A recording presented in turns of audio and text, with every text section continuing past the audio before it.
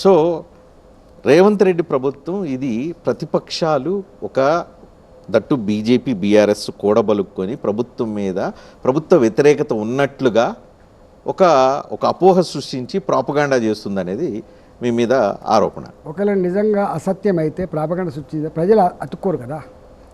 ప్రజలు డిస్కస్ చేసుకున్న దాన్ని పార్టీలు ఎత్తుకుంటేనే సక్సెస్ అవుతాయి.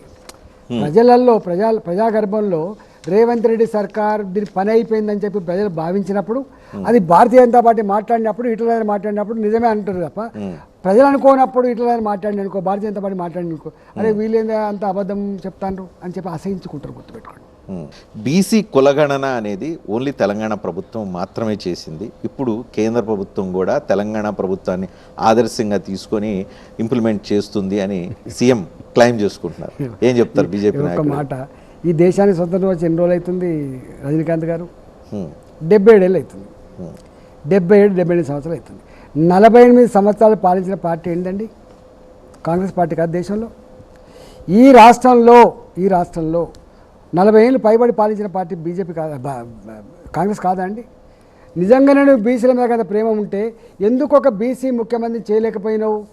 నెంబర్ 1. నెంబర్ 2, ఇవాళ కూడా ఎంతమందికి బీసీలకు మంత్రి పదవులు ఇచ్చినావు? ఎంతమంది బీసీ మంత్రులను ప్రధానమైన శాఖలు ఇచ్చినావు చెప్పాలి. సామాజిక న్యాయం మొన్నే కదా కేబినెట్ ఎక్స్పాన్షన్ లో జరిగింది. ఎంతమందికి ఇచ్చినావు? ఒక బీసీకి ఇచ్చారు. దట్టు మీ సామాజిక వర్గానికి సంబంధించిన ఆయనకి మీకు పోటీగా వాకెట్ శ్రీహరిని తీసుకొచ్చారు. ముఖ్యమంత్రి తీయలే కదా.